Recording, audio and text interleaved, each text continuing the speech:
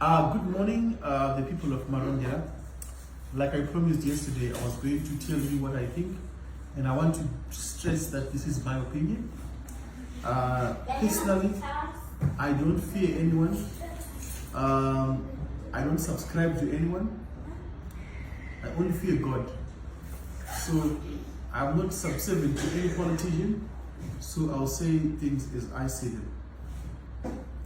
So the first thing I want to put across is this conception that I was ever for Shabam. Let me make this point very clear. I never subscribed to Shabam because I believe in the tenets of democracy. I believe that those who were elected on 23 August are the ones who should be in Parliament. I did not at any time believe in the recalls. So all this nonsense about excitable social media ghost accounts talking about Shabam, it doesn't concern me, to be honest. I don't care, to put it quite frankly. What I did do was I did go to the Welshman when President Chamisa resigned. I took some time to think about it and I went to Welshman and his faction. But then sometime in November, December, I discovered it wasn't for me. So I left. I said I cannot be part of your group. So I left. So in Parliament, there are three factions. There is the Shabam faction, there is the Welshman faction, there is the Jameson Timber faction. I don't belong to any faction. I don't belong to any of those three. Although me and Timber are very good friends. We're very good friends, we get along. We click. But I'm not really in his faction, but we do get along, and I don't like him. Now, I want to turn to the events that have been happening in the country. That is the 2030 agenda and the Geza stuff. Let me be clear.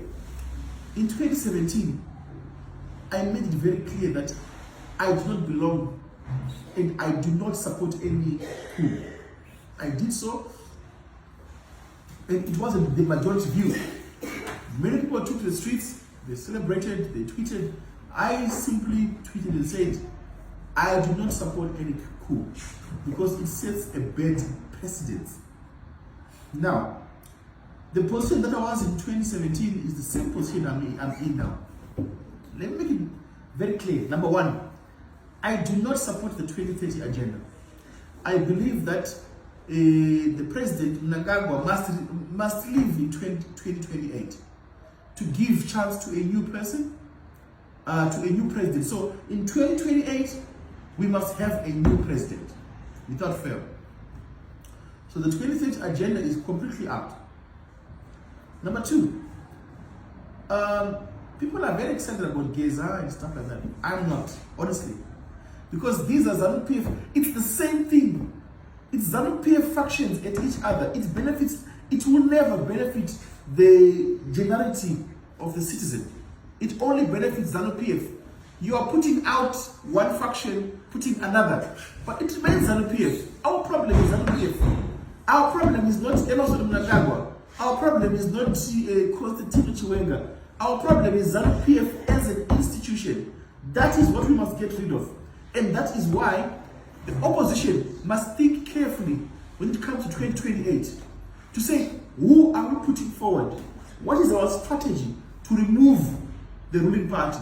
Because Zanu-PF is very smart. And listen, I spend time with these people in Parliament every day. They're very smart. So the mindset of the citizen now is being hoodwinked to think that if Geza is right, the 2030 agenda is bad, so we must support Geza so that, we have an alternative. No. It's still Zanu-PF. It's still Zanu-PF. What we must do is to remove completely Zanu-PF in 2028 and usher in a new generation of leaders. So what do I think? What's my mindset? I don't subscribe to any of the current leaders, but Nelson Chamisa remains the most popular leader. So I think Nelson Chamisa must invite Binti, must invite Job Sikala, must invite Kasukuwere as well, and come together and form a formidable force to fight Zanu-PF. Nelson Chamisa cannot fight Zanu-PF alone. It's not possible. Otherwise, we'll be heading for a catastrophic defeat. But he must. You see, in politics, I don't even like you to work with you. I don't have to only work with people I like. But we have to have a common purpose, a goal that we want to achieve. What is the common goal that we all want to achieve? And that goal is to win power away from Zanu-PF. So if working with XYZ makes me take power, then I will do that, irregardless of my personal feelings about that person. So I think that Nelson Chamisa must come together with all these people, not necessarily as the same party. They will have their individual party, but they must form a grand coalition that will together challenge Zanu-PF. Nelson Chamisa is the president. You must have BT there, you must have Job Sikala, you must have Kasukuwere, and you must have Charlton Wende as well, and all the progressive people to make sure that we challenge Zanu-PF. Don't pay attention to this Geza stuff. It's just it's a sideshow, and it's meant to distract you from the ongoings of what's actually happening, which is the economic collapse that we're currently facing. This country is facing a serious fiscal challenge. The government is broke, and they're diverting us by this Geza thing. It's all a diversion. I can assure you that. The opposition must come up now, stand strong, fight Zanu-PF, unite for a common purpose to fight the homogeny of Zanu-PF. And let me just put this very clear. I don't want to be an MP in 2028.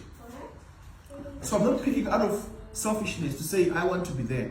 No, I don't. I need to do other things in 2028. But what I do want to see, I want to see the change over of power from Zanu-PF to a new dispensation led by Nelson Chamisa and other progressive forces in the opposition. So that's my thinking, and that's completely my opinion, and that's what I think.